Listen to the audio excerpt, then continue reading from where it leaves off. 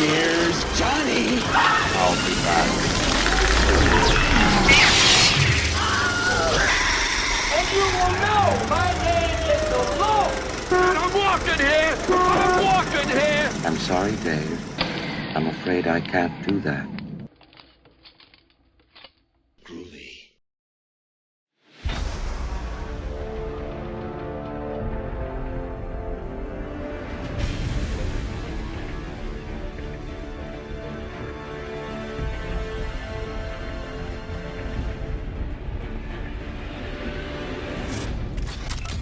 Drop it now. Yeah. Hey, cool, man. No problem. No problem at all. Who are you? Star-Lord. Who? Well, Star-Lord, man. Legendary outlaw. Forget it. We arrested these three on Xandar. Check out the rap sheets. James, aka The Destroyer. Since losing his job at Winn-Dixie, he's been on a rampage all across the South, in a search for meaning. MB, couch lover, bat fan. Wanted on over a dozen counts of public masturbation. Mike, he's been traveling recently with a stuffed raccoon, pretending to be its personal bodyguard. Also houseplant and muscle. They call themselves the Box Office Pulp. And at this point, I'll edit in someone calling us a bunch of assholes. Or maybe just me saying that. I don't know yet. We'll find out. Also, I'm Cody. Hey, Cody. Hey, AKA buddy. Nova Prime. Cody, the space pirate. Bunch of pricks. All right, we ready? I'm pulling up a poster image of Gamora. Just to stare at her longingly. Yes. We should all pull up poster images. It's my desktop background. I don't have to. Right now, it's So the you guy have- with the robot leg. The greatest supporting character of all time. The whole thing hinged on him. Inside his leg is the final Infinity Gem. I'll pull up a picture of Ronan. Ronan. And his runny mascara. I rewatched Guardians last night. Using illegal means. Listen. Yes. Yes. It's just important that I watched it. That's all that matters. Have you found a decent version? No. Okay. Freeze, motherfuckers. You're all on tape. You're going to jail. This has been a 3-year sting operation. Hold on a second. I've been playing the long con. I just peeled off my mustache. You couldn't see it, but I did it. Now I'm going to go home and sleep with my wife. Brace yourself, Debbie. I just what? No, I wasn't sure if you were implying that Flexo was Matt. Okay. For a second there, I thought you accidentally did the Flexo voice and had to clear your throat and do Matt. No. What have I done? My name is Matt. My world is sullen. Okay, just to be different, I pulled up a picture of Dave Bautista not as Drax. Oh. Is it from Riddick? Is it from the man with the iron fists? It is the Muscle of Fitness cover. Oh. Alright then. Oh, how things are going. Okie dokie. Alright. A lot about MP tonight. Is everyone ready?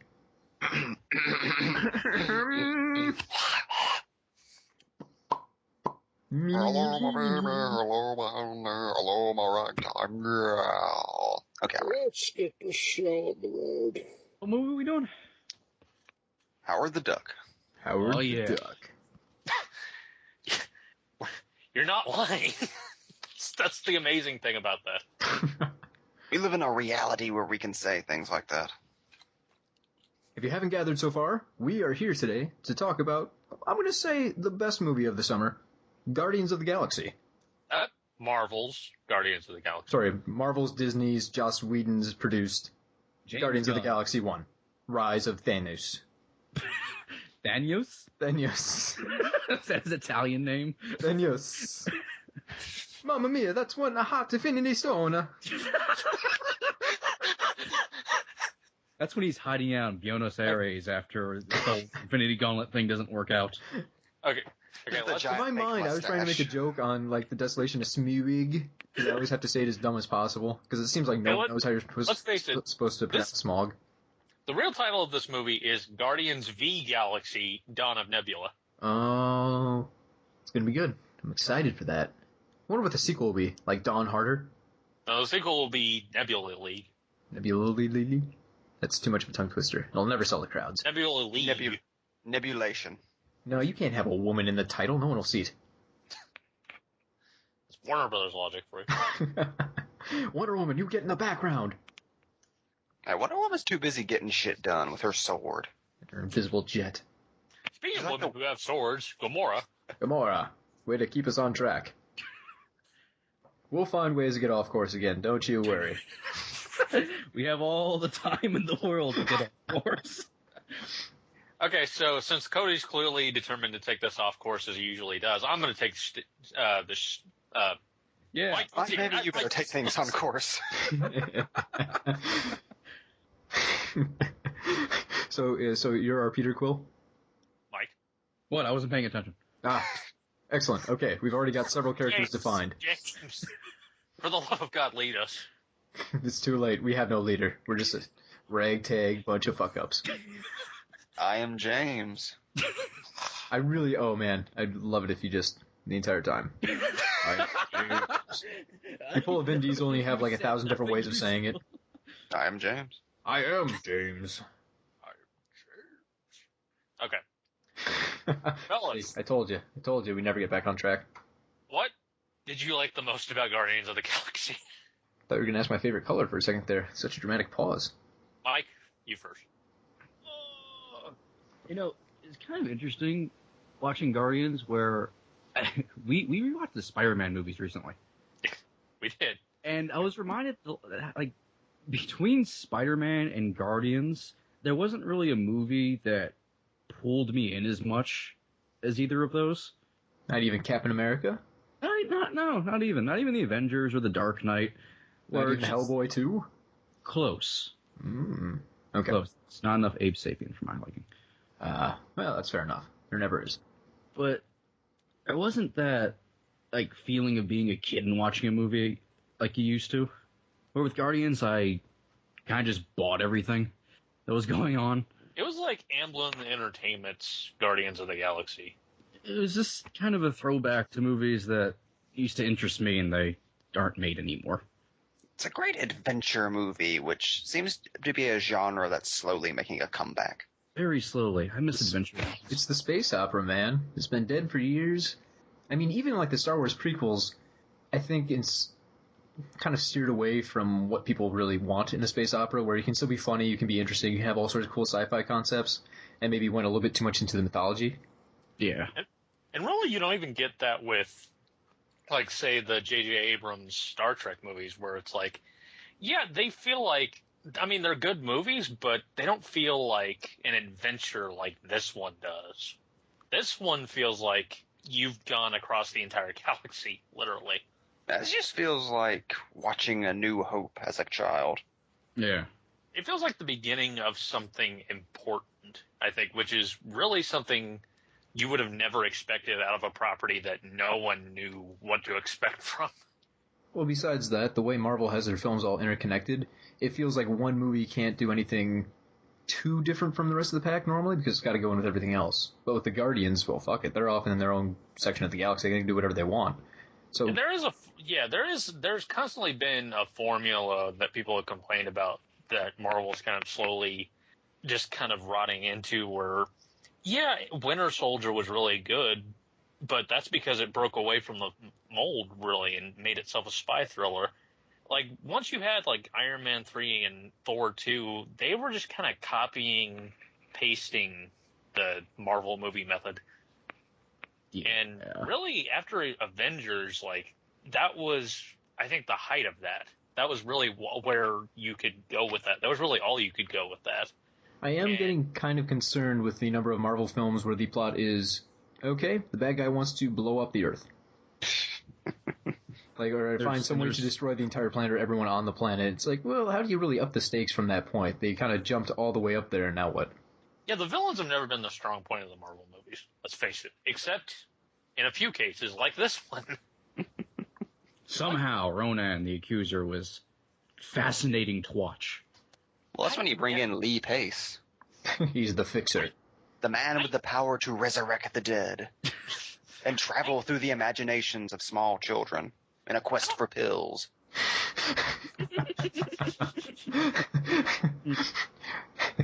They ever do a Boom, sequel to Tarsem reference. they ever do a sequel to The Fall, he's just trying to convince her to get him some Infinity Stones. Just a bunch of suicide capsules. But I feel like we were working towards a point here, and we've lost it. Yes, and which then is not surprising. But the thing I enjoy most about Guardians is the fact that it isn't afraid in any way to be funny. Like, yes, it is an action film. Yes, it's part of the Marvel canon, so, superheroes and all that stuff. But it doesn't have any trouble going, we're a space film, and we're going to be funny. Whereas the other ones flirt with funny, but they pull it back. Yeah. Well, or in the case of, like, Thor 2, it's just a sitcom, and you don't feel like there are any kind of stakes for what's going on. Yeah, you get both here, and not only that, you know when to pull back. Like James Gunn has a very clear idea of what he wants out of each and every frame of that movie, and you really don't get that with a lot of directors. He feels like a director who went into this, said, I want to make this movie, made this movie, and this was exactly what he pictured from beginning to end. In fact, he says that a couple of times in the promotion for this, is that this is the exact movie he wanted to make. It's a labor of love that he put his heart and soul into, and it's this movie. And you can tell it's made by everybody loving everything that's in that movie. Because I was just thinking earlier today, usually in these kind of things, especially when you're dealing with a fucking talking raccoon or something, the people making the movie are constantly going to be winking at the camera. Even in a lot of superhero movies that happens. But in Guardians, no matter how ridiculous it gets, there's no winking at the camera about what's going on. Yeah, everybody is giving it everybody's acting like they're in the next Star Wars. Like, this is important, and this is a real movie.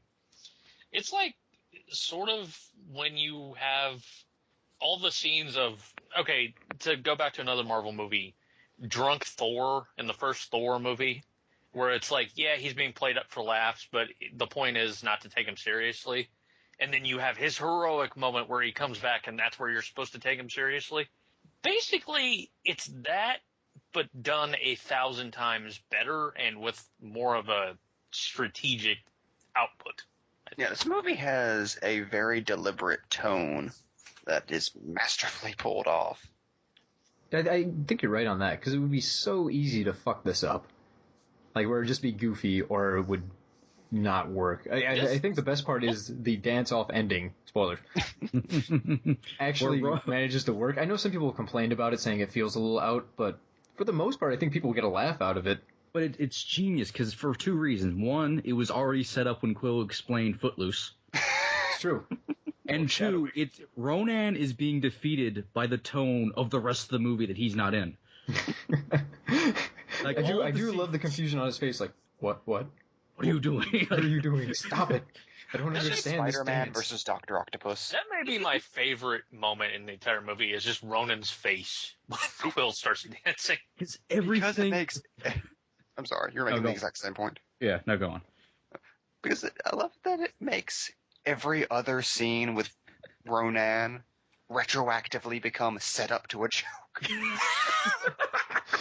It's like he was badass and serious for 2 hours just for what? What are you doing? What? I don't understand. And to get taken out by being called a turd blossom, it's like, oh man. No. He's taken out through the power of friendship. Like, friendship and rock and roll. 2 steps away from Captain Planet forming. And it works. And it works.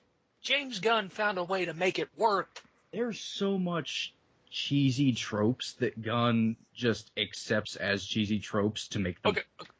Perfect example of what you're talking about. Yondu is a space pirate who has a flute that can kill because he whistles. It's an arrow, not a flute. Totally different. I'm still amazed that Yondu was a character they were able to make work. Although I'm a little bummed out we didn't get the full-on mohawk.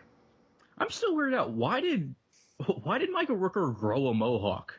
So he could cover it with a gem. Doesn't make any sense to me. Did he just want to show them where his hair was, where a mohawk, so they knew It's all for motion capping. Yeah, it was so weird. I don't understand that. And then managed to make Yondu the most generic space dude in the Marvel Universe.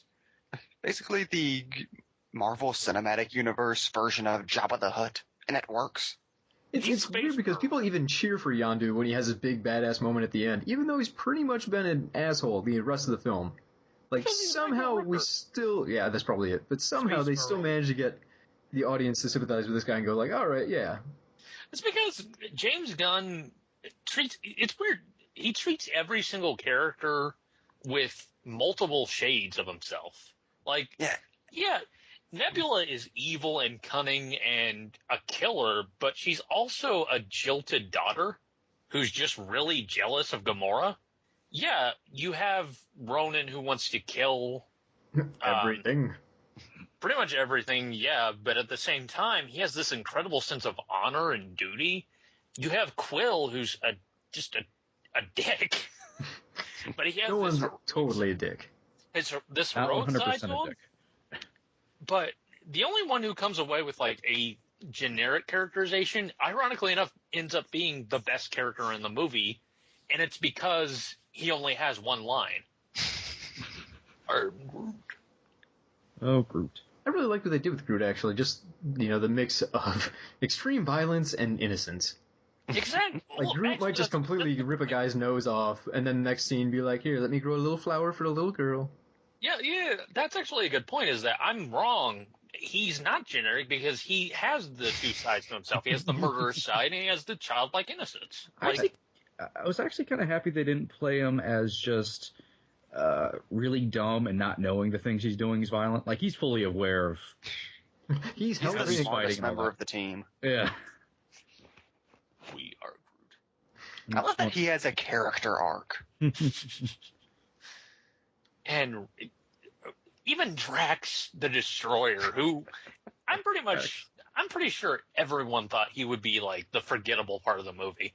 I was afraid he'd be just kind of off to the side. They never give anything to do. Drax is hard to do.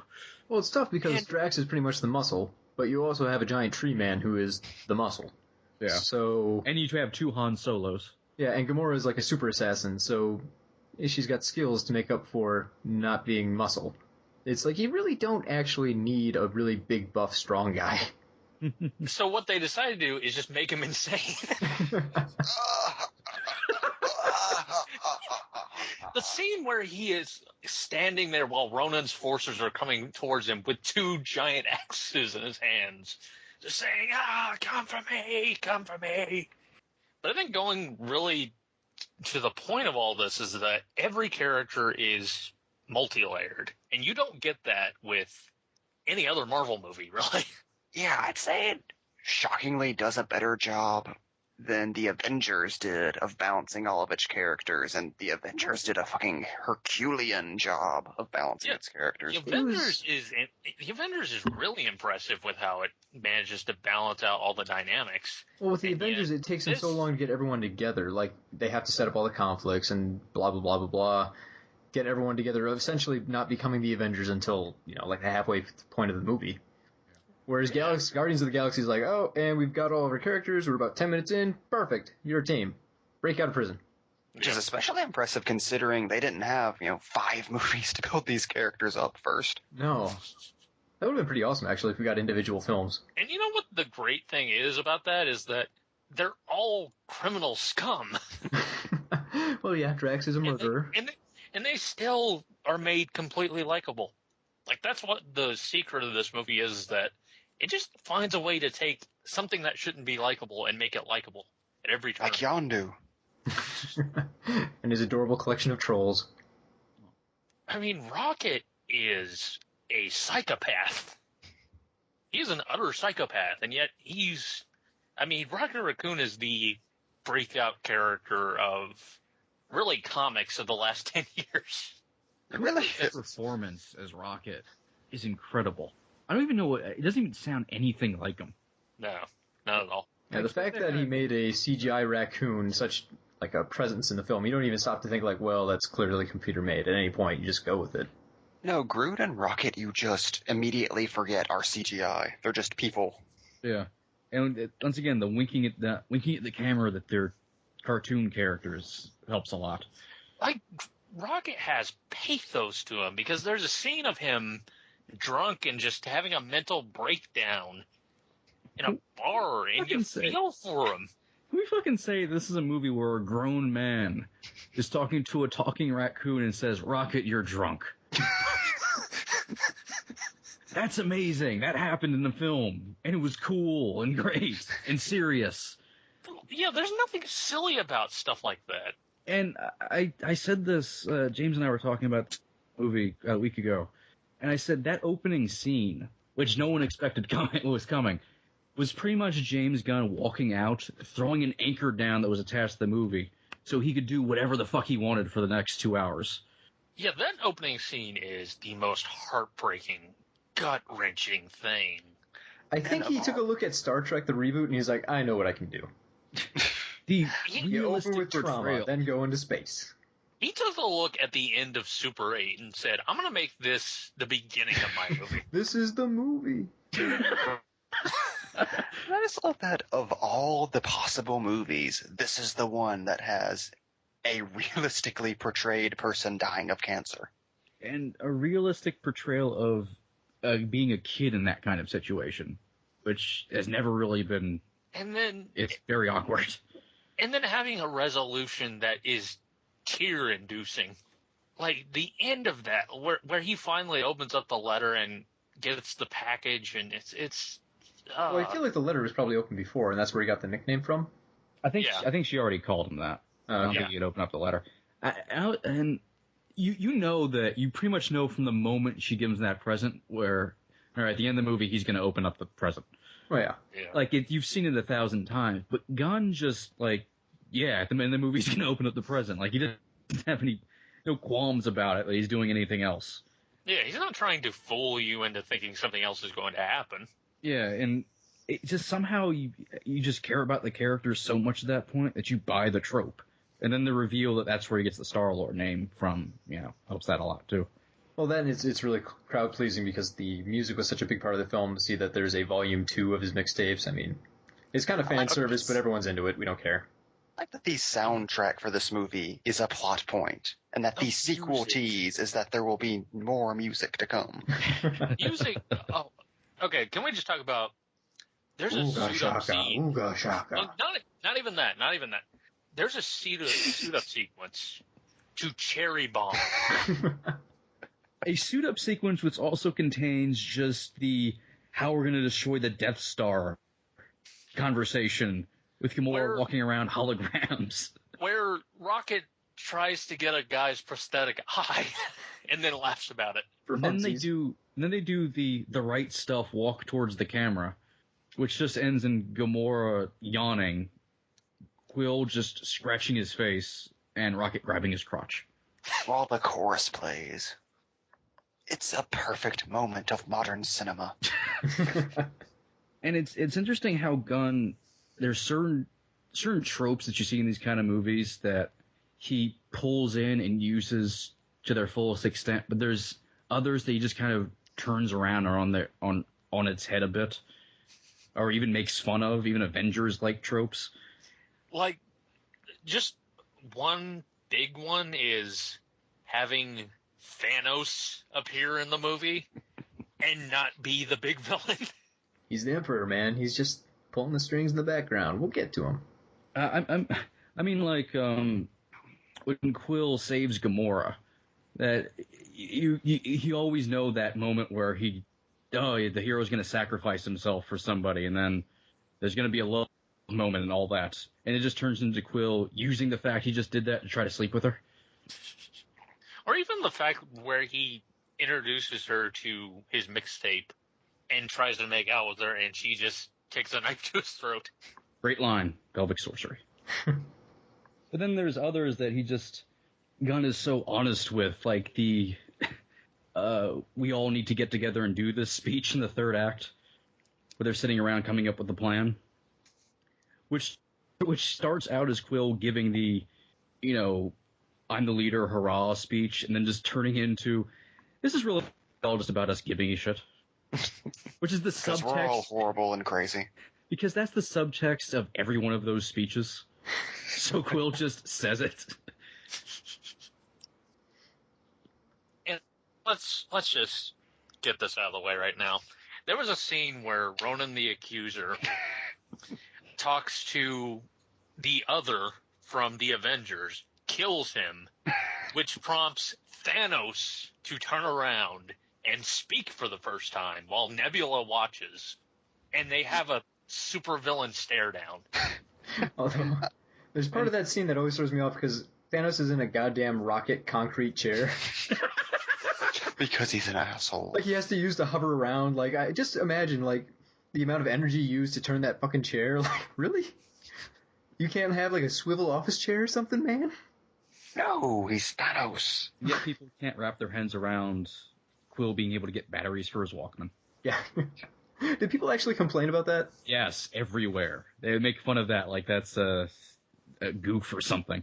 I was really Space surprised Pirates. coming out of the movie because I thought I would just hear complaints from everyone about the section where Quill is in outer space and doesn't die. I've seen a couple complaints. Gunn went off on those complaints actually. Well, I mean, I've seen articles debating the science of it, saying, yeah, it's plausible. I mean, you can get away with most of it.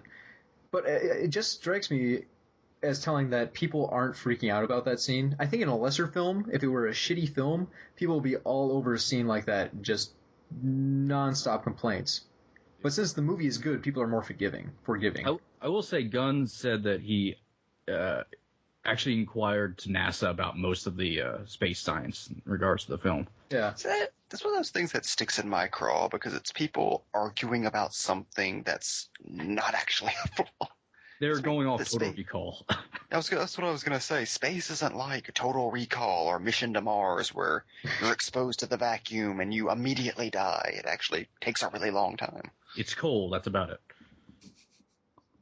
But going back to the villains of the film, I've seen Ronan taking a lot of shit. Ronan don't take As he shit, always boy. has. I mean, Which is appropriate for Ronan, but we've said it before, Marvel has not done a fantastic job on their villains. The focus has been on the heroes. And it makes sense because the heroes are going to be the focus of a franchise. The villain's just kind of there as a MacGuffin, like he's the force to rally in front of. Plus, with Iron Man, I mean, let's face it, they're Iron Man villains. You're kind of stuck with Iron Man villains, so whatever. And Malekith was wasted, and That's the thing, they get really good actors and they just don't have amazing roles. Which is, I kind of feel a little bit of an issue with Guardians. Like, Lee Pace is a fantastic, fantastic actor and does a great job with what he's given. It's one of those deals, though, where they've already got the Guardians to look after. That's a lot of screen time. They've got to do so much world building. How do you find proper time to have a villain in there, let alone 3 villains? You know, Nebula has to get her time in there. Korath? Am I forgetting? Korath, the pursuer. Korath, I'm sorry. that was a waste of Diamond Hanzo. Yeah, They could have just made that character a faceless, nameless.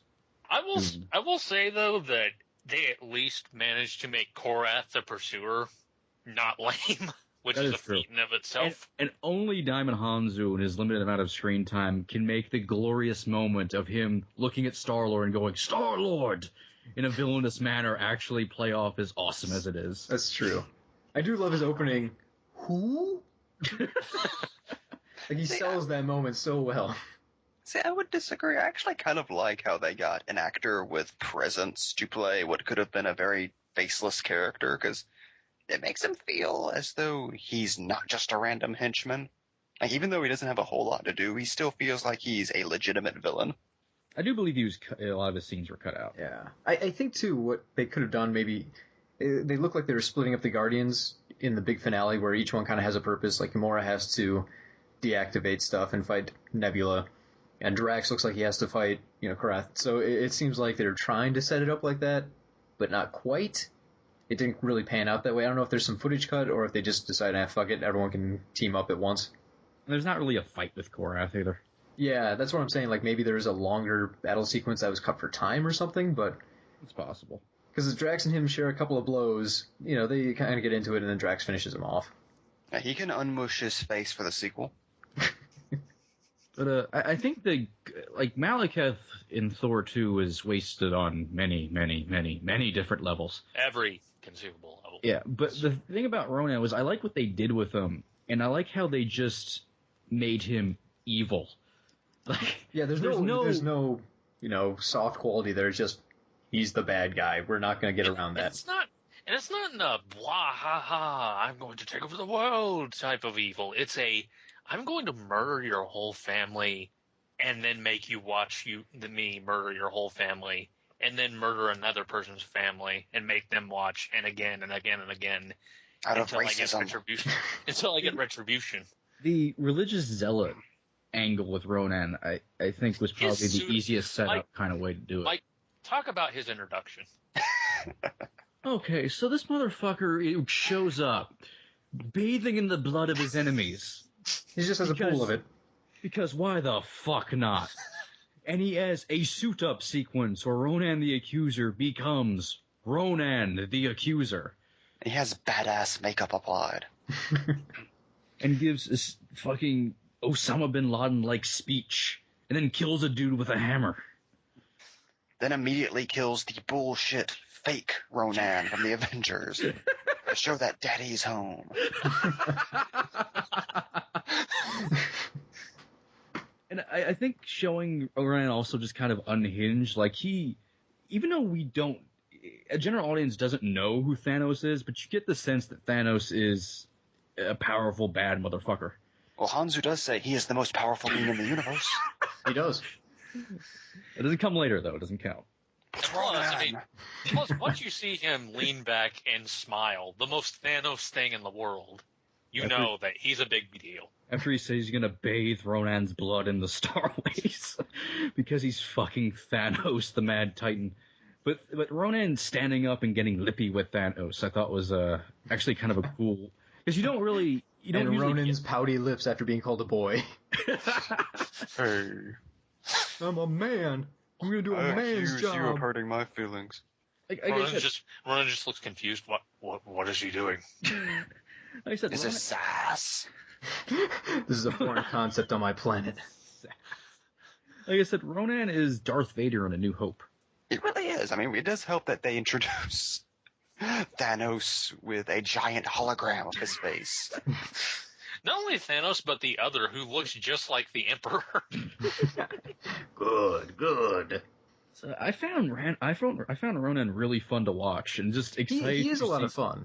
Yeah. I won't argue that at all. Okay. I just wish they'd maybe given him a little more. I do think they make some smart moves, like him kicking the shit out of Drax. It was great to see a Marvel villain who actually seems like a legitimate threat. Yeah. Malekith could barely handle side characters, let alone Thor. Like, Loki is the only one that's ever been given anything of any substance to do, and they overexposed him. Right, and Loki doesn't even seem like a real direct one-on-one threat. You know, he's just kind of like, you have to watch out for his plans. So he's not going to be your number one big bad in a fight. Which is, you got to have some sort of physical presence to really excite me, I think, sometimes. It's great to have Loki around, but it's awesome to see Ronan who can make these plans and then smash your head in with a hammer. Yeah. And once he got the Infinity Stone, he was pretty much just a god. And plus, with Ronan, one of the things, well, actually, the thing that I love about him the most in the film is every single scene he has played with the utmost horror movie-like seriousness. Where it's like this complete... The rest of the movie has a tone about it, but Ronan scenes have a different tone. Like, Ronan scenes are a movie in of themselves. Ronan isn't aware he's in the same film as the rest of the Guardians. Like, he's off doing his own thing, and he doesn't realize everything else is very different. That's why it's so brilliant he was defeated by the rest of the movie. That's true. It's really true. Like, he doesn't quite belong, and then in the end, it's just all the values that are just overwhelm him. And they're able to go back and forth between that seamlessly. It's like, going back to the tone of the movie, you compare it to Thor 2, where we go from Loki reacting to the death of his mother to Selvig not wearing pants because comedy. Yet in this movie, you can go from Star-Lord making a joke about his spaceship being covered in cum to Ronan destroying a planet, and it doesn't feel out of place. It's just, for some... unexplainable reason, Gunn managed to crack a formula that none of the other Marvel directors really have managed to crack. And that's not saying that any of the other Marvel movies are bad or even wrong for doing that necessarily. It's just Gunn did what movies wanted to do and didn't accomplish. Well, I think the trick is Gunn is actually a director who understands comedy. Yeah. It's like, of all the people who have made, well, I mean, the comedy, I would say for the most part, the comedy in Iron Man worked, and in the Avengers, because that's Jon Favreau and Joss Whedon, they get that, but then you get Kenneth Branagh trying to direct a movie that's essentially an action comedy, and what's his face who directed Thor 2, doesn't Alan play the Taylor? same. Taylor. Jinx. Because then you just end up with a movie where it feels like the comedic scenes are comedy relief, as opposed to something that's naturally in the movie. Also, I think a big part of that is with Iron Man and the Avengers specifically, they're movies with comedy in them, but they don't really... Comedy is a very lesser part of those movies, because overall they're dramatic action movies at the heart of them. With the Guardians, it's an action comedy, and it actually works.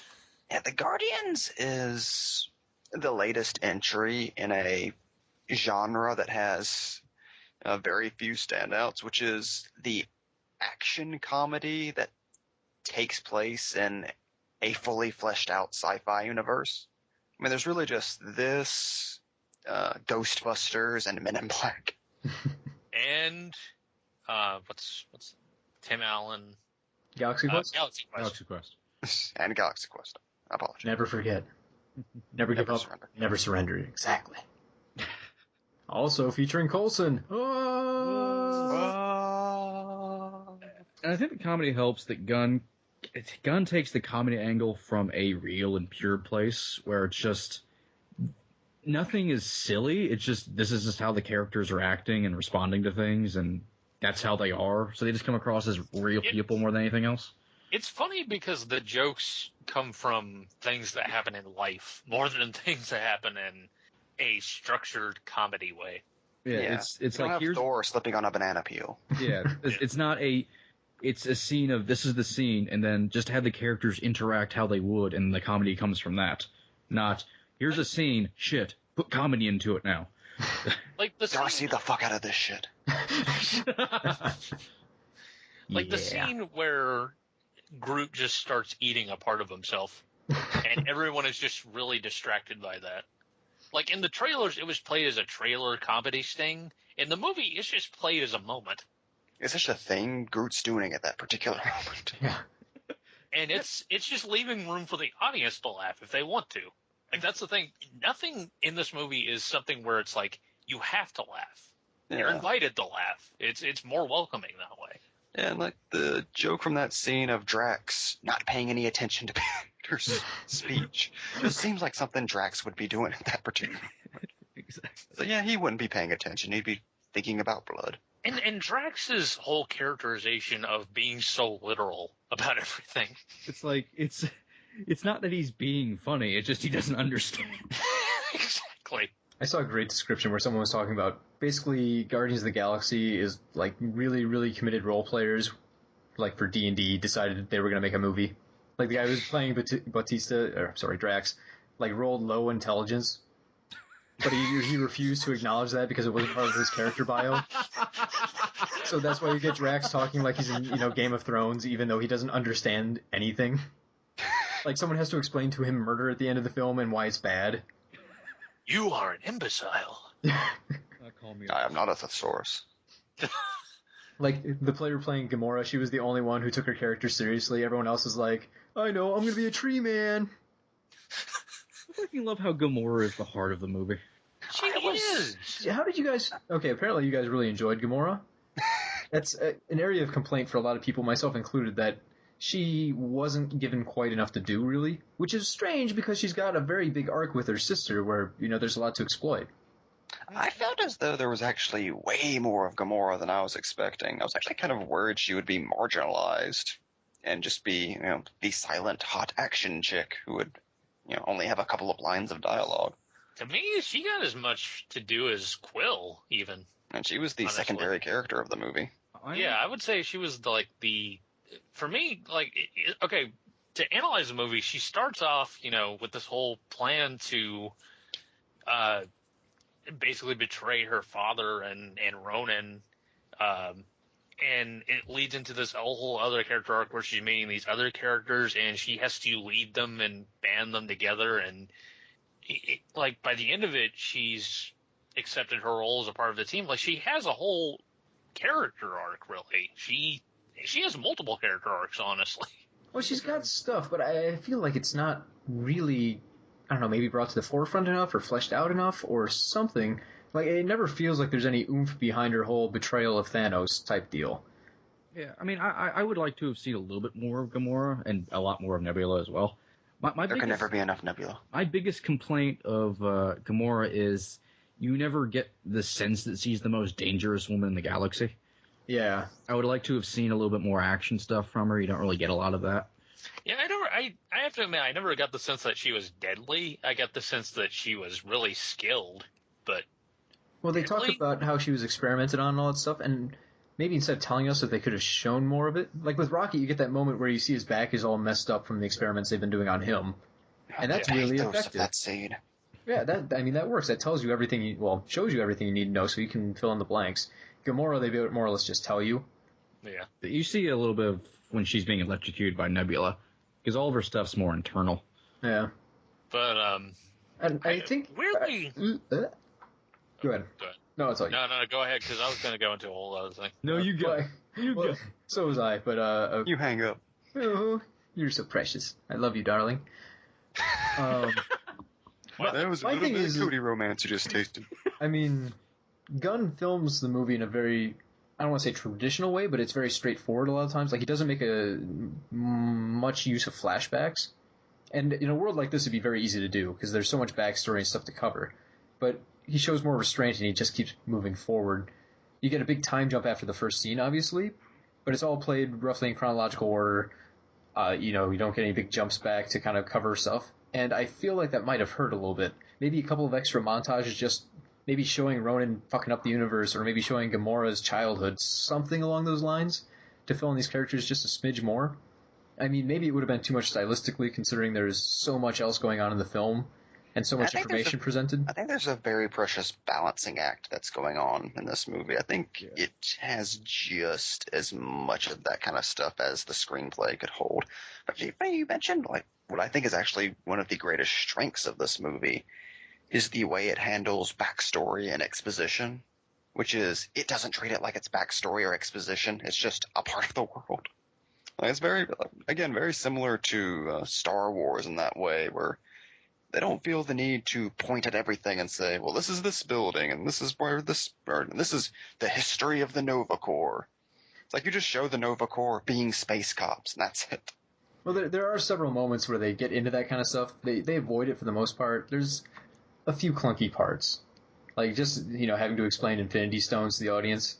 I felt that worked fine. It was very brief. It works well enough, but just even I also felt that the characters didn't seem particularly interested in it. Yeah, but even like the Nova Corps, like there's something called an Infinity Stone, just so the audience knows what it is. And it felt like certain parts of the film, like they have to go over just so everyone's aware of what they are and what this is and what that means. Well, yeah, but that's something to expect. I mean, you had to explain the super soldier serum in Incredible Hulk. Yeah. I'm not saying you shouldn't. I'm just saying there can be ways to make it more organic. There are a couple spots in the film where it felt a little rough. It still plays fine overall. There's just a couple little tiny bits of traction in there that hold me up.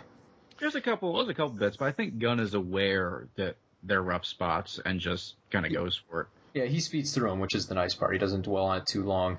But then again, there were certain parts too where I would have liked a little bit more explanation or, more information at least. Like the Necron forces, like what the fuck were those guys?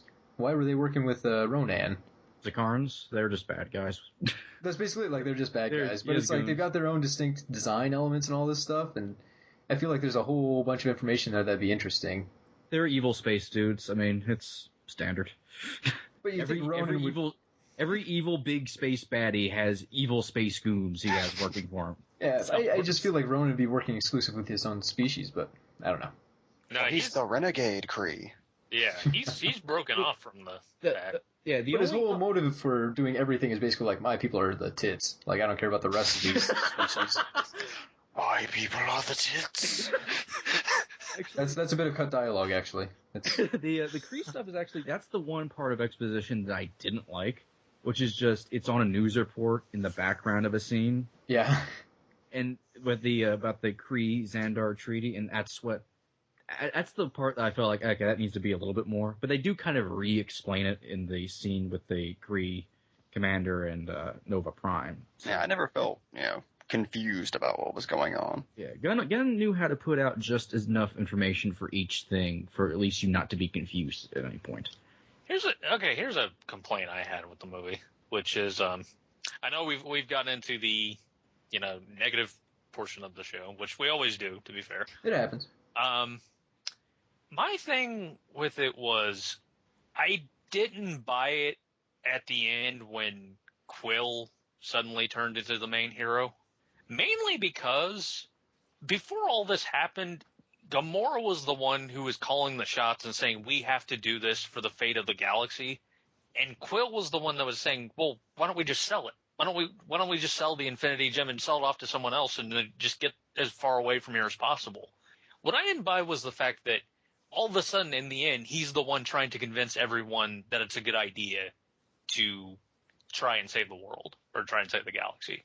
I didn't buy the idea that he legitimately just is trying to be a hero, because he's portrayed as scum throughout most of the movie, and then all of a sudden it just felt like to me the movie played up him becoming a hero because the third act needed a movie hero in a weird way, if that makes any sense. Yeah. Well, I bought into the motivation of it.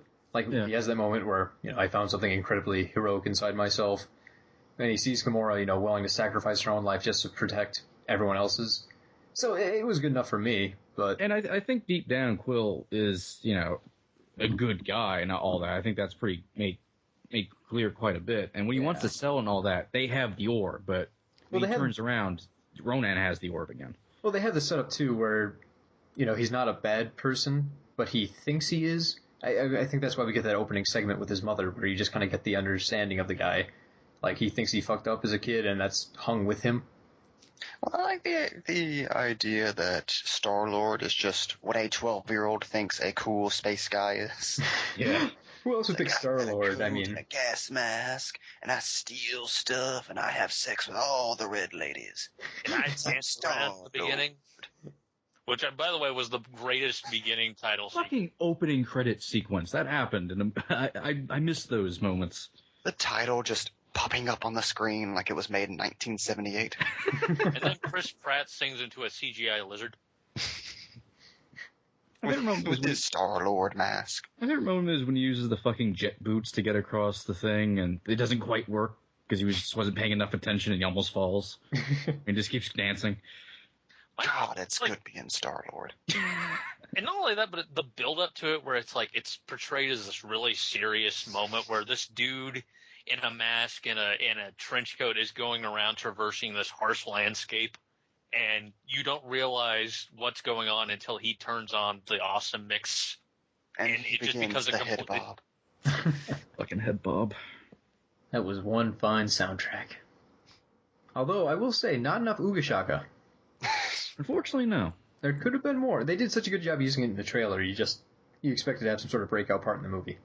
I just think showing a co-ed space prison while Hooked on a Feeling plays and Chris Pratt writhes in pain on the floor is pretty goddamn amazing. It is. And plus, those pecs. And then Nathan Fillion shows up as a raping alien. Can I say, a moment where this film just had me was when Rocket and Groot decide to lay down the law in the middle of a chow hall in a prison. Like, they're the most badass motherfuckers in the universe. Like fucking Rocket going street. And then Groot the facial expression he makes behind him.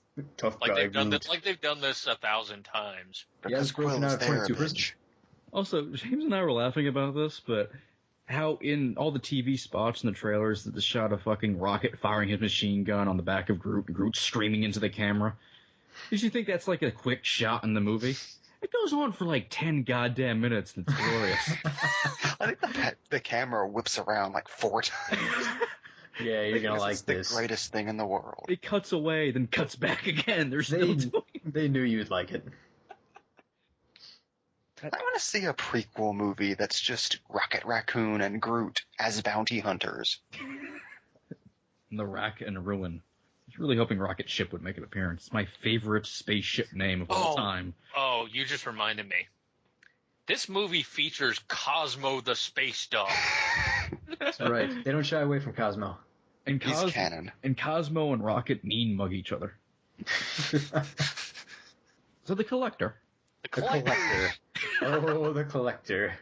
The new fixture of the Marvel Cinematic Universe. I like this is what happens when you just tell Benicio del Toro to do whatever the fuck he wants. This is what he'll give you. I love how, because of the after-credit scene of Thor 2, everyone thought that the Collector was going to be the villain of this movie. He's not necessarily a good guy, but he doesn't seem all that evil either. Besides, the whole slavery thing. Well, she was red. They didn't really explain why the Collector was getting the orb, which I thought was kind of weird. I think they're saving that for later. Well, I mean, It's But fascinating. he's the Collector. He wants all the Infinity Stones. Well, it seems to line up. In the comics, the Collector was collecting the Infinity Gems because he wanted to keep them away from Thanos or anybody that would use them for evil. Yeah, I believe he's Thanos' brother in the comics. Which I have to say, I really hope Guardians of the Galaxy 2 is all about the Thanos family. Just so we can see Josh Brolin as Thanos interact with Benicio del Toro as the Collector and fucking Hulk Hogan as Champion of the Universe. Why not? Give me that power gem, brother. I just want to see Champion in a movie so badly. Well, the thing is that Nebula lived through the ending, so she can come back, and she probably will be back for Guardians too. Oh, yeah. Can we talk for a moment about how amazing Karen Gillan is as Nebula? So good. Like I've never seen, not since Idris Elba as Heimdall, have I seen something in a Marvel movie that just felt genuinely otherworldly. Yeah. Like, she just owns that role in so many ways. Like, I think she is, you know how Man of Steel had at least the good aspect of having not Ursa, but Feora. I thought for a second we were going with the "I will find him" speech. You know how Man of Steel had Feora? She was this movie's Feora times 1,000. Like there was no way to kill her. She was completely unstoppable. She smashed through a spaceship's windshield and fled away to battle Gamora another day. And I do feel like I'm the big stick in the mud here because I did not get much out of Nebula's performance. Nothing against Karen Gillan. It's just, you have lines like, "Of all my sisters, I hated you the least." And that to me seemed really overdone. I love the character design, the makeup, the effects. All of that I thought was amazing, but there's just something about the character who just wasn't written deep enough for me to give two fucks. Which is strange because she's got a big conflict with her sister. Like, there is stuff there. She hates her father. She hates her family. All sorts of stuff to play with, and it comes off very flat to me. I liked everything with her. I do agree that I think there needed to be more with Nebula because she was the villain that had stuff going on. More than Ronan and all that. Well, she could be like a Loki-type figure where you've got all sorts of interesting dynamics, and you can make her an actual character rather than just, the bad guy that's going to appear in one film. But to be fair, her role could have been also a lot of setup for, a future expansion. Oh, yeah, for sure. Just enough in there for you to know what's going on. Once again, I don't think there was... That might have been nice, but I don't think there was that much air left in this movie for much more than what we got on screen. It's not a short movie. That's a very delicate balancing act. Yeah. My favorite thing of Nebula, though, is the complexity of her being ridiculously over-the-top evil, but still wanting to kill Thanos because he's fucking Thanos. Yeah, nobody likes Thanos in this movie. The dick of the universe. He's the one person who's 100% a dick. He manages to piss off every single person in the film. Ronan is like, no, I'm not going to give you this stone. You're a douchebag. Call me a boy. His own two children, like my favorite daughters, who also hate my guts. Were you all blown away by the fact that they somehow made Thanos look exactly like Thanos and Josh Brolin at the same time? And that Josh Brolin doesn't really change his voice, but still sounds exactly like what you always thought Thanos would sound like. Fucking weird. And then he leaned back in the throne and smiled. And then rocket chaired over to Thanos Denny's. Smiled.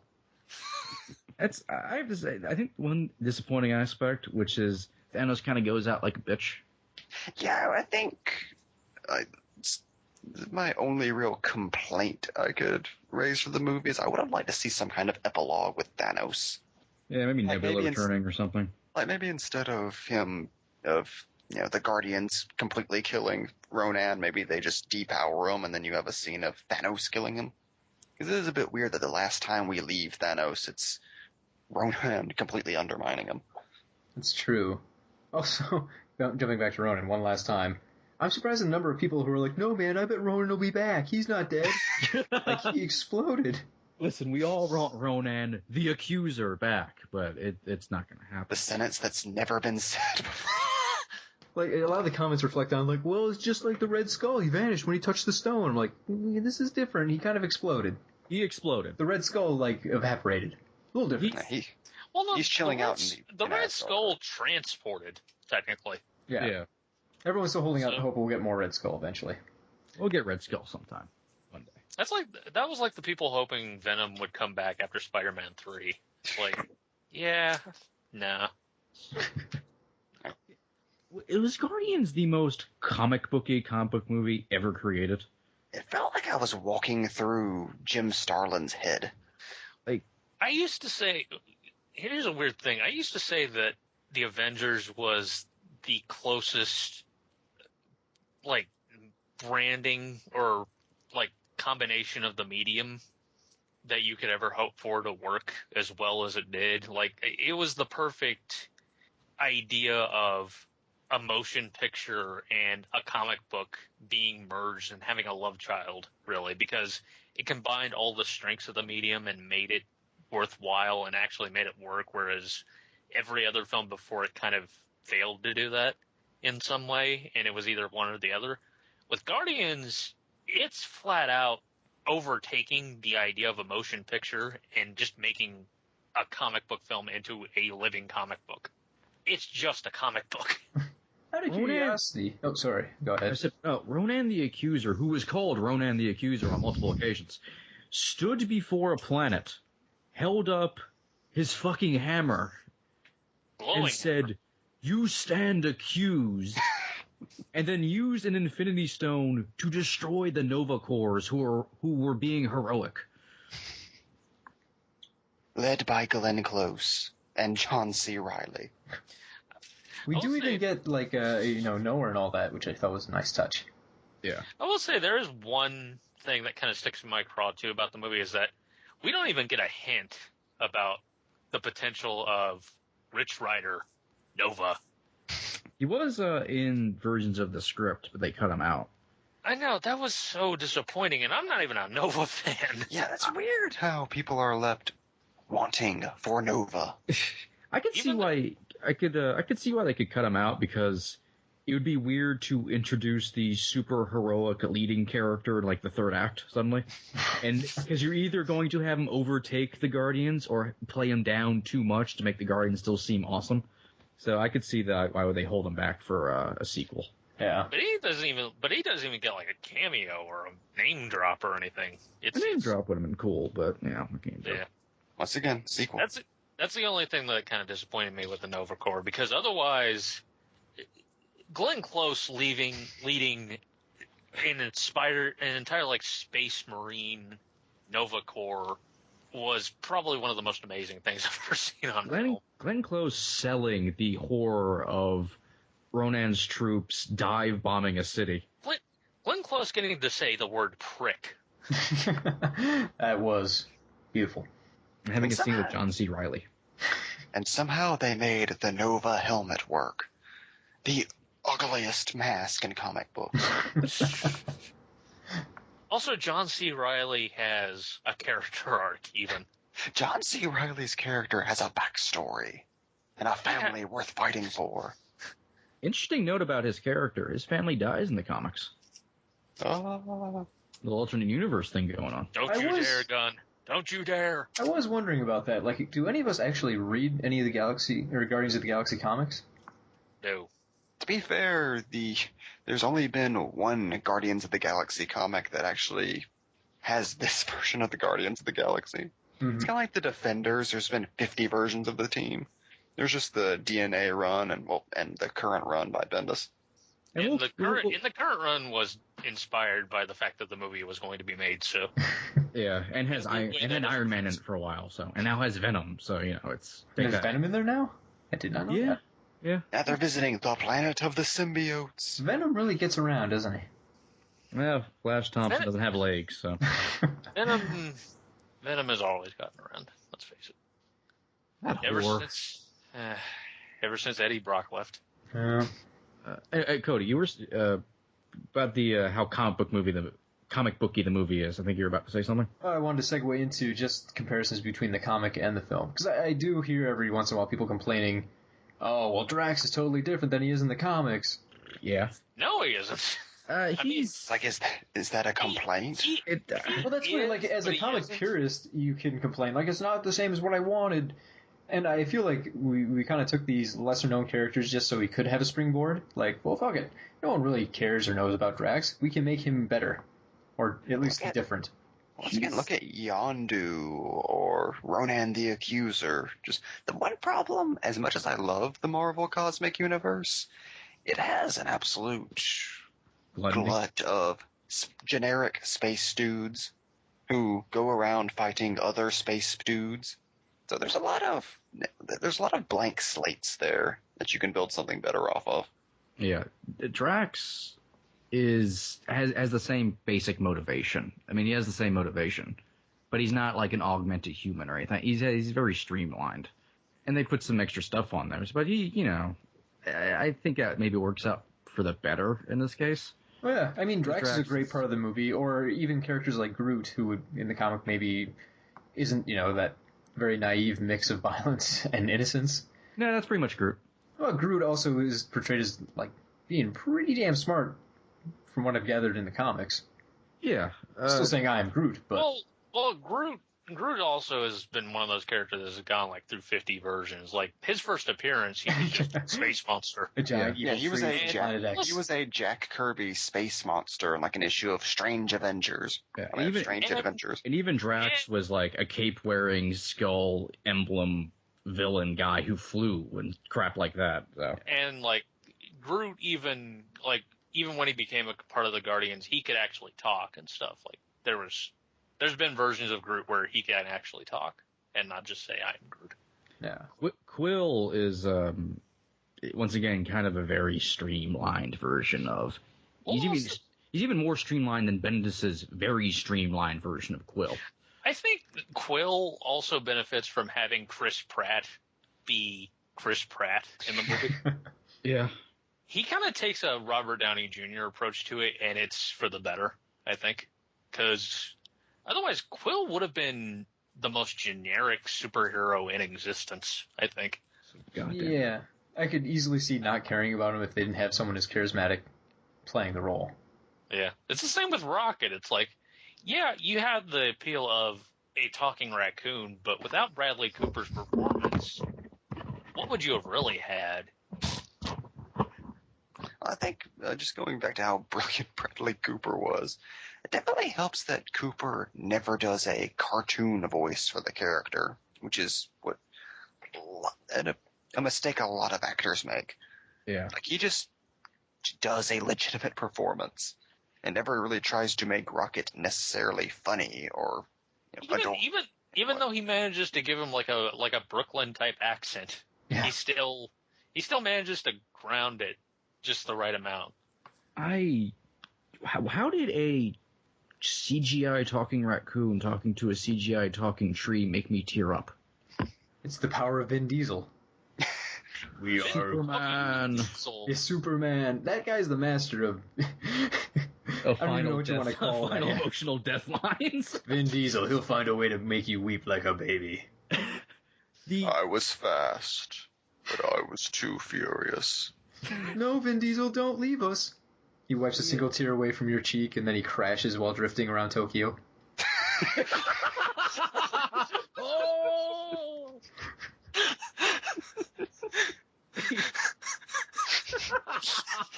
How can you even drift around Tokyo? It's a crowded city. Have you seen Tokyo Drift? Look. We'll get into that franchise later. I've never actually seen a Fast and the Furious movie all the way through. I'm going to be honest. Only seen the first one. Me too. Fast 5 is actually kind of entertaining. You get to see The Rock and Vin Diesel have a badass Predator handshake. I found a remix of that sound effect online. Someone put it together for like 10 minutes, added a beat to it. They made it into a song. Pushing too many pencils. I think you've brought this up like 5 times. It makes me laugh every time I think about it. It's awesome. Watch this. Let it go, Cody. Never. The internet made something beautiful. Speaking of making things beautiful, has anybody seen the meme of Rocket wanting an appendage? I have not. Oh, from Winter Soldier? Yeah, of Winter Soldier, and I could easily see that taking off into so many other things. I could see that being in the Infinity Gauntlet movie. God. Speaking of plans for the future, Segway. Transition. This is something I've been wanting to do since I saw the movie, which is swap theories on Peter Quill's Space Dad. Space Dad. Space Dad. Space Dad coast to coast. Which I will say I love how instead of relying on an after credits scene, Gunn builds the sequel tease into the actual plot. And doesn't make a plot twist out of it, it just tells you in the very first scene that Quill has a magic space dad. Although it does make me nervous they made such a big thing out of his dad. Like, how are they going to pull this mystery off? If it's something stupid like, he's also a son of Thanos, it's going to be like, oh, fuck this now. Come on. Thanos seems like too big of a red herring. Yeah, I don't think they go with Thanos. I'm just saying it's got to be something big for it to seem worthwhile to include as that big of a tease. Also, the Novators know who Thanos is, so. It's Gladiator. Listen, I would fucking lose my shit if Gladiator showed up. He and Yondu have a Mohawk battle. That's how he knew who Yondu was. They fucking went to the Gladiator appeared in a movie, I would proclaim Guardians of the Galaxy a better franchise than the Batman franchise. Okay. Here's my theory. Okay, what do you got? Opening scene of Guardians 2. Yondu hands Quill a photograph of his father. He looks at it. It's a photograph of a man with curly hair, a mustache, and a bandana. This is Corsair. Who? Opening credits. It's never mentioned again after that scene. I like the idea that Corsair is an entity older than time. But seriously, if I had to bet anything, I would say Adam Warlock. For two very big reasons. One, he actually is a member of the Guardians of the Galaxies in the DNA run. And two, they established the fuck out of that cocoon. It's true. I think like every interview where the Collector is mentioned, Gunn said, you know that's Adam Warlock's cocoon behind him. Just so you know, we might be including him, maybe not. Wink, wink, nudge, nudge. And I have to say, as far as deadbeat dad excuses go, being in a cocoon for 20 years is, that's pretty solid. And Adam Warlock is a dick. Just to be different from James, my guess is going to be Quasar. That would be finally get Quasar fans. I mean, think about it. Quasar would actually have a reason to exist. No, he wouldn't. They immediately shoot him in the head. Will's just horrified. No! Just shoots it. I have no dad. Now if it were sexy female Quasar, we'd all be for it. Oh yeah, some lesbian sex. So, is anyone going to put money on Star Fox? That would be amazing. Oh my The god! pelvic sorcery, right? That makes so much sense. Oh, And he's played by related to John Thanos? Barrowman. I mean, I think it could be. Although there would be some amount of confusion because Nintendo and Marvel both having Star Foxes. He held the Power Stone because of the power of sex. The power of sex, the sex stone. Just think about it. John Barrowman as Star Fox. You know, I have the power to ignite the pleasure centers of your mind. Hey, my big brother's Thanos, just so you know. Oh god. He hangs around with Collector and the Gardener. How's those tulips going? So basically, I just looked up Star Fox on Wikipedia. So basically, Star Fox is Space Herc. Yeah. Well, I've always thought of him as he's just cosmic Zap Brannigan. The lure.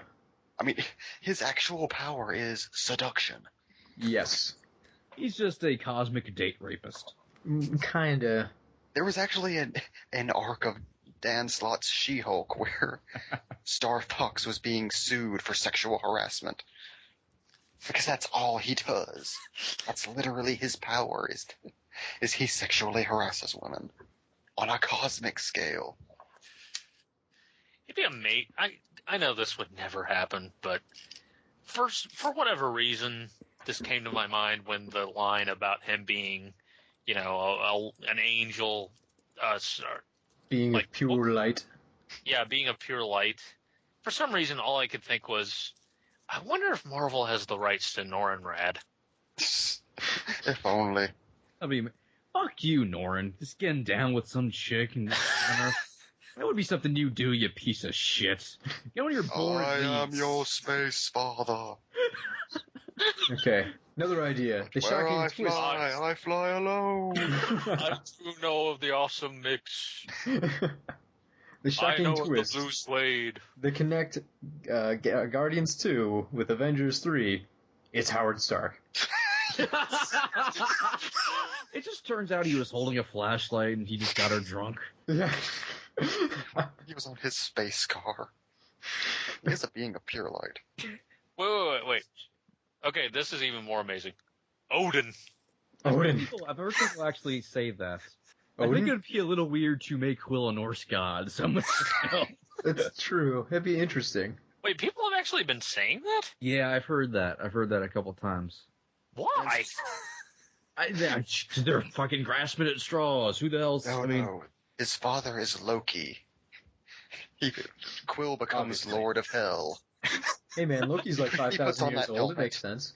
If there was a scene where Quill meets his sister Hela, that would be amazing. No, he Hela. becomes Hela. Yeah, he gets He puts booed. on the helmet. Hella Quill. Oh yeah. I kind of wish that Gunn didn't say that it wasn't Quill's comic book dad, because what a trolling that would be. Fucking Jay-Son of Spartoy shows up and it's like, this is what we've been building to? This motherfucker? This guy? Really? Okay. But, seriously, Now it has to be Star Fox. it would be kind of interesting if this was how they were introducing Captain Marvel. Oh, yeah. Like, that would be kind of unexpected if they just already had Marvel as this omnipotent space being. Plus, it would give him more to do than just be the conduit for when Carol gets her powers, because that's basically all he's ever been good for in the comics anyway. Yeah. Well, let's face it. He's the Abin Sur who stayed around for too long. The only thing that would take away from that is the fact that Marvel's Kree. So that wouldn't really fit him with the description. He's Kree. Well, You say that as if they would not switch that around. I would just say explain it away.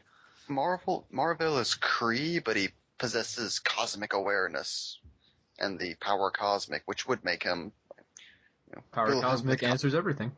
That is It true. would fill him with ancient cosmic energy. Power Cosmic, the ultimate MacGuffin. It's light that does anything you fucking want to write in that particular moment. Yep. Interesting that, there's a panel where someone's talking to the Silver Surfer and just everything like How am I in space? Power cosmic. How am I breathing in space? Power cosmic. That's very convenient. It is the power cosmic. That's all it was, just Silver Surfer like, yep. Power That's Dan cosmic. Slott's run in a nutshell. I should really pick that up. Oh, it's excellent. I imagine it is. Interesting to note, though, that the earlier drafts before Gunn came on had Jason of Spartoy and Quill and as Quill's dad, and the third act took place there. Like that's what Ronan or whoever was the villain at the time was attacking, and not Xandar. You know, honestly, I do actually think it's going to be Adam Warlock, just because I think that's the perfect way to get him on the team.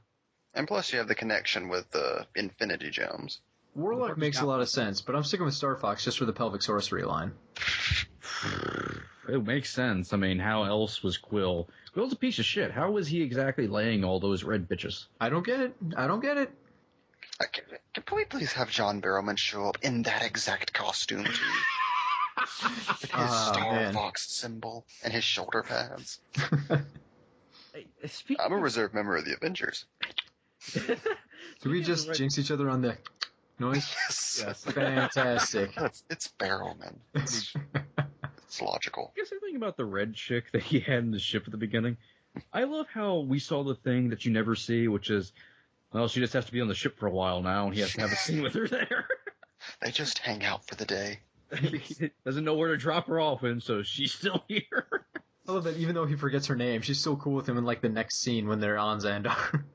She's used to it. She needs a ride. I still say that's John C. Reilly's wife.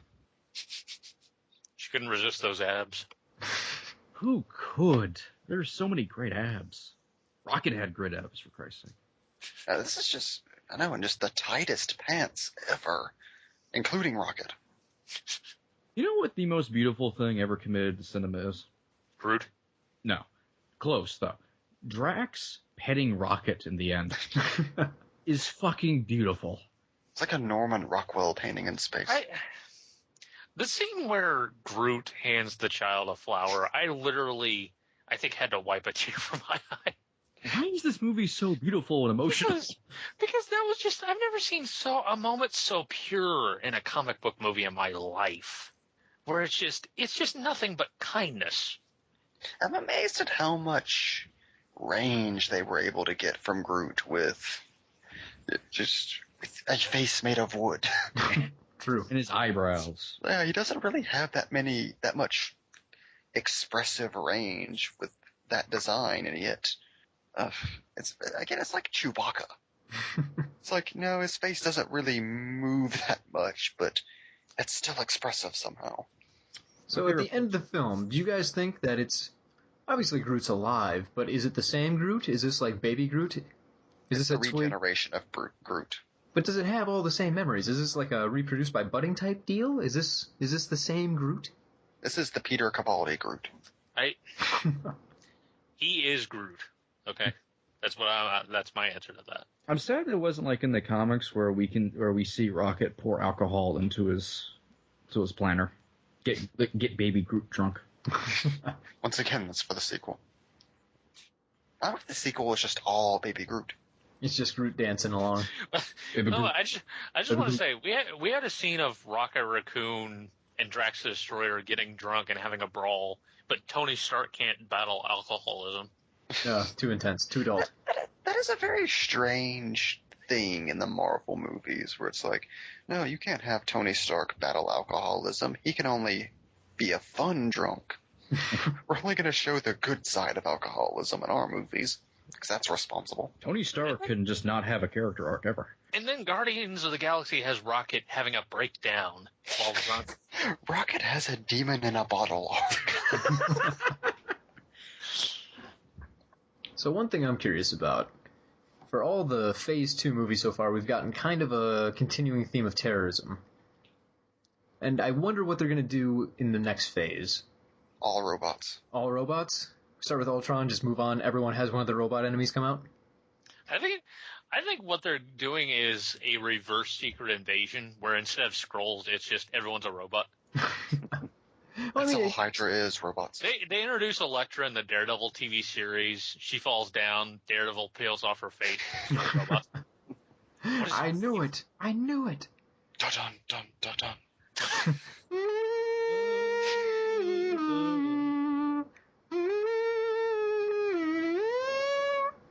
Did you get a kazoo for that? No, I can do that naturally with my mouth. I am a kazoo. Born this way. But I mean, it has been a pretty big part of all the motivation for Iron Man 3. Obviously, terrorism was very, very direct. Even Malekith, like his methods. Okay, I'm going to use my own fighters as sacrifices just so I can get away and piss off, what other forces. Your world destroyed my world, yeah. Yeah, so, I mean, all of these guys, Captain America, yeah. Yeah, Winter Soldier was basically just modern day society, the movie. It was the war on terrorism. So I wonder what they're going to do next time, like what their big overarching bad guy ideology is going to be. Do you think that was on purpose, though, the terrorism thing? I want to say it is, because Marvel does plan pretty extensively for all this stuff. Yeah.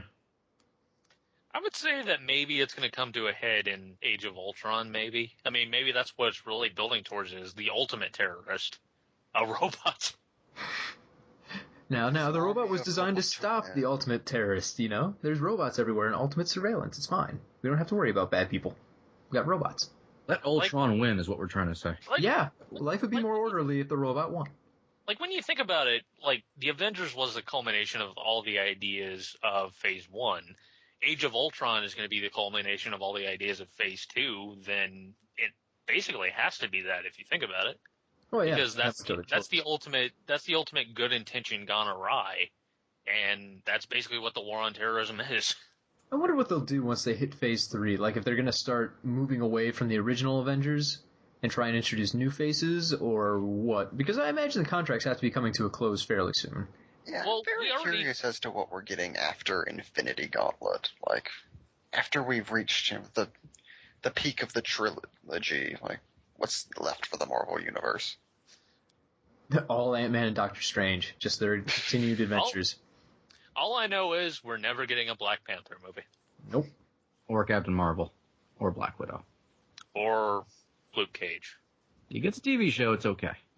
That doesn't count, man. It kind of counts. Depending on the quality, I guess. We'll have to wait and see. If it's anything like the first half of Agents of S.H.I.E.L.D., it's not going to be worth it. Nothing is the first half of or Agents of S.H.I.E.L.D. in general. Nothing is. It allegedly got really good towards the end. Allegedly. I still haven't seen it, so I can't agree with that or not, but everyone seems to agree that the first half sucked. Oh, yeah. I saw a little bit of the second half. It got better. It still has Sky, though, so what's the problem? Huh. But Guardians of the Galaxy, Anyway, great Guardians movie. of the Galaxy. Spectacular movie. Fantastic. So much to talk about. So much good. So much fun. We've been going for close to an hour and a half, so we'll wrap this up quick. But before we leave, we have to make a dark journey. We have to go to the Internet Movie Database and look at the forums. It's too late for me. Get help while you can. Why don't I just imagine Thanos swiveling around his fucking rocket chair but holding a laptop? Big rocket chair. Join me. Bring me closer to the database. Cody, no. IMDb is the worst website in the universe. I strongly advise you to reconsider your course, boy. Let's just look. We'll go from the bottom up. I just have one very important question. Question mark. Where is Star Fox? I have a question? Oh, okay. And their very important question: who is cooler? 1. Han Solo. 2. Mal Reynolds. 3. Peter Quill. It's like choosing between left boob and right boob and the belly button. I'm the only one who likes belly buttons. Okay. Yeah, no, man. I'm gonna say the answer is Star Fox. Star Fox. That is the correct answer. Okay, so that was kind of a dumb question to ask, but all right, nothing too offensive there. Nebula as the big bad in Guardians of the Galaxy 2. I'm not even going to bother to open that because that seems to explain it all right in the title. Good for you, Cody. Next up, why do people laugh when Quill gets tasered? I've seen Guardians... What was the political commentary version of the movie? I've seen Guardians several times now, and the audience always laughs when Quill gets, basically, electrocuted by the prison guard. That scene has one of my favorite lines, too, when he yells, "That song belongs to me." It's actually one of the most emotional lines because it has such connection to his mother. I know the song playing is ironic, but but I find it kind of mean and not worthy of a laugh. Am I missing something? A sense of humor. First response, same reason as why it's funny when Wile E. Coyote gets an anvil dropped on his head. And I mean, if you can't explain some of the Looney Tunes, you can't explain it. Well played. Guy on IMDb. By the way, I can't imagine how many people have bought Hooked on a Feeling on iTunes just so they could make the joke of posting on Facebook, "This song belongs to me." Surprisingly, I haven't ripped it seen off that. of YouTube. What do we have next? Marvel vs. DC. I'll skip that because there's a similar one later on. Hate the trailer, but 8.7 is high score. Not a high score, just high score. Well, math is on my side. Is this movie watchable for anyone over 14 without pimples? Seriously, it reminds me of Spaceballs hit over the head with comic book. Will it prove me wrong? Hit over the head with comic book. Hit over the head with comic book. Will it prove me wrong? Can that be on the poster? It's Spaceballs hit on the head with the comic book. If only we could contact James Gunn from the future and say, this needs to be the tagline of your movie. That's the movie. He would do it. He would do it. Probably. Okay, and last, this one could be interesting. I haven't looked at it in depth yet, but Marvel better than DC? Facts say otherwise. Okay. Oh, let's see what their facts are. Please tell me there's a pie chart in there. Well, it's IMDb, so it's just text. Point 1. These aren't actual points, they're just dashes. Comic books, DC, parenthesis. In 2013, Justice League and Superman Unchained outsold any Marvel comic book. DC has more bestsellers so far in 2014 as well. Dash 2. Always comes down to money. Animated series, DC, parenthesis. Batman the Animated Series, greater than any animated series from Marvel. Greater. It actually uses like the greater than caret sign, it's there. That's hard to argue. But That is a really, really good series. I can't think of much better. TV series, DC, parenthesis. Arrow, greater than Agents of S.H.I.E.L.D., Flash and Gotham coming. Flash, yes. Keep Gotham out of this. Yeah, let's leave in that. place of Gotham. That would make more sense, yeah. Also, let's wait until Daredevil, Luke Cage, and the other ones come out. Then we'll see. It doesn't seem like a fair comparison yet. Let's enjoy them all. Let's keep going. No, you have to pick a side. Video games. Arkham City / Asylum, greater than any Marvel video game. Arkham Knight coming.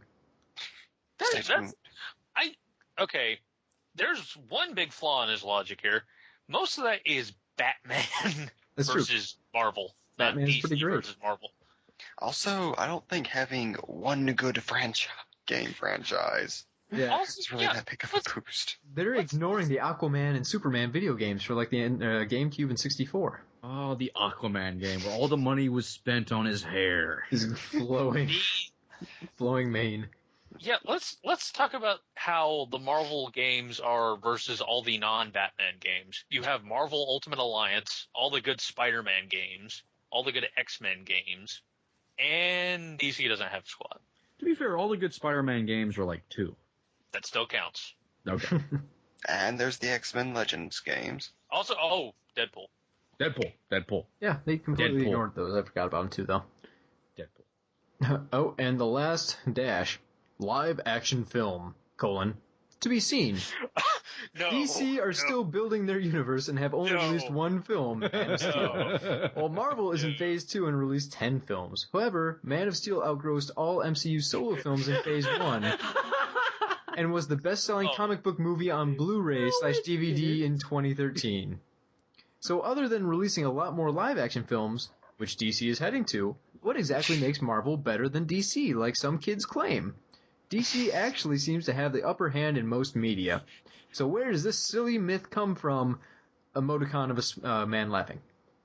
Was that written by like the WB head of marketing? It was written by Claude_1 9 hours ago. Yeah, I like how that would have been logical if it ended with, I find that they're on the same ground.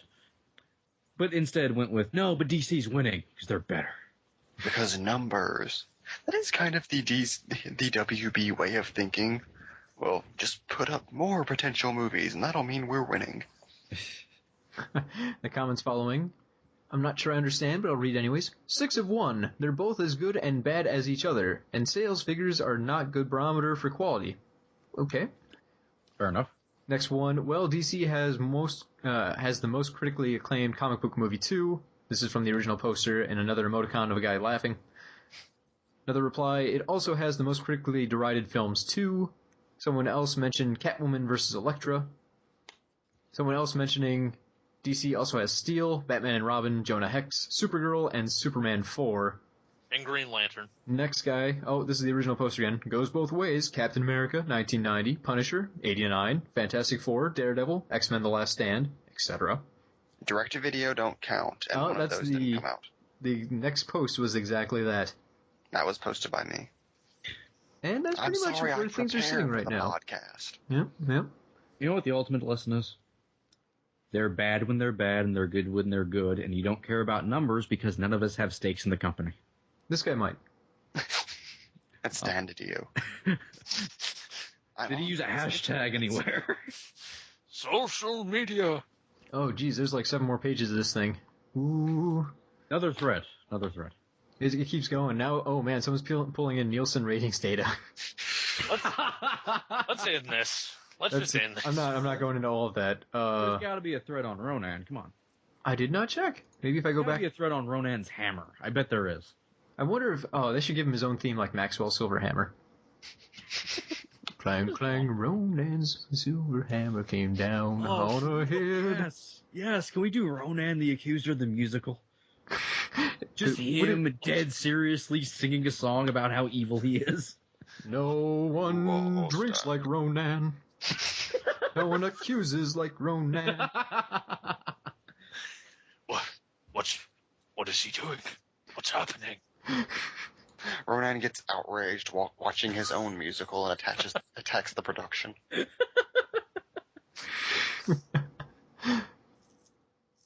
Okay, let's wrap this up. I'm sorry. I'm going through there, and I don't see anything on Ronan. Apparently, no one felt the need to mention Ronan. Wow. Way to downgrade IMDb. Yep. I'll have to check back on the all IMDb episode. Ooh, ouch. Someone did post, watch this or electric chair. Choose your punishment.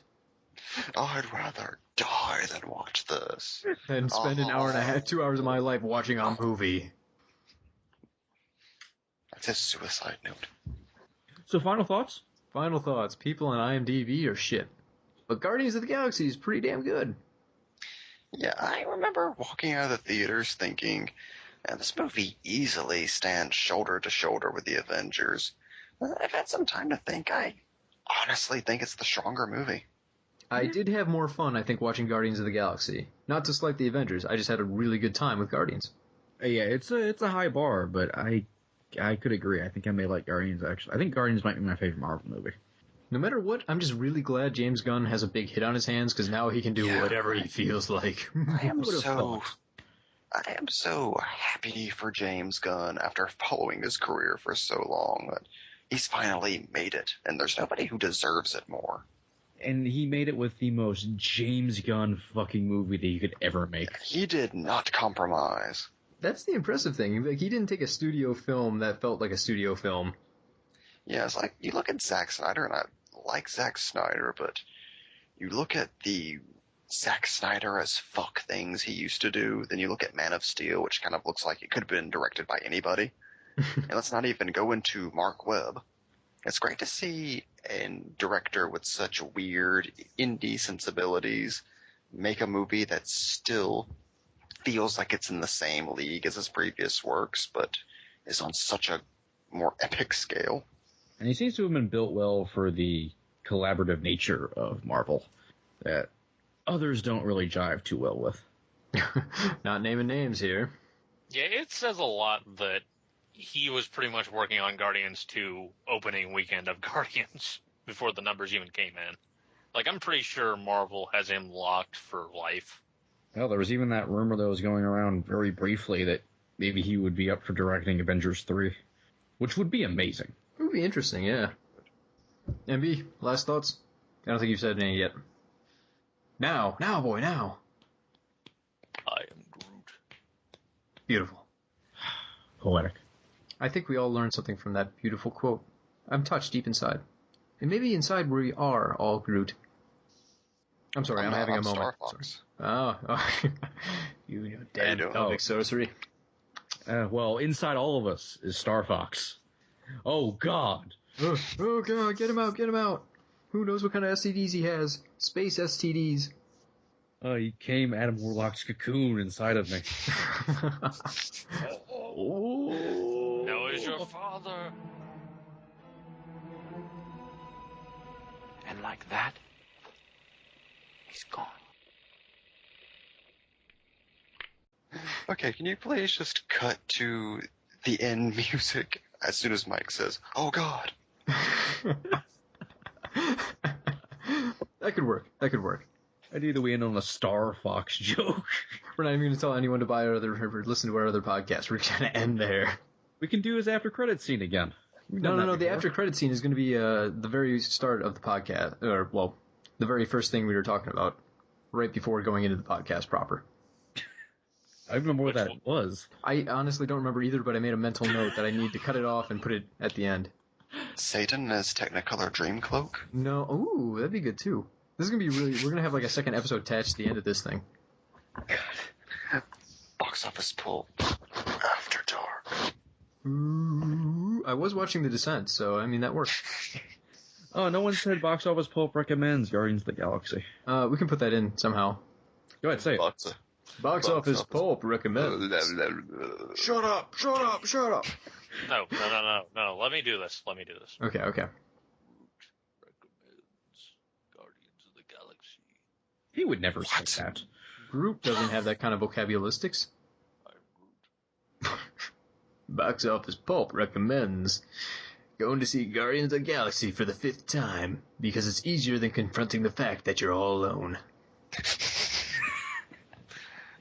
Box Office Pulp was touched by this tale of friendship beyond the stars. Made Box Office Pulp realize just how little friends he had.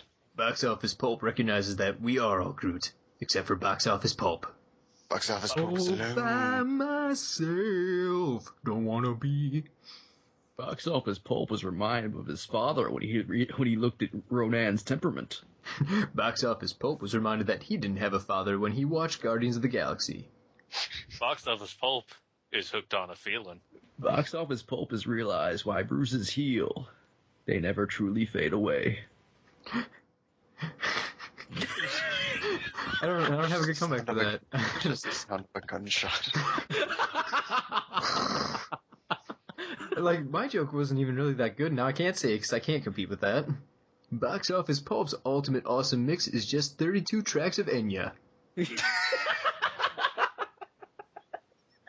The same song. The same. May it be. Very good. Box Office Pulp can't even get it up for his own hand anymore.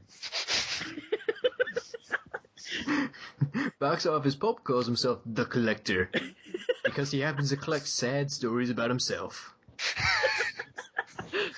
Box Office Pulp had to confront something about himself when he was sexually aroused by Rocket Raccoon. Box Office Pulp stands accused.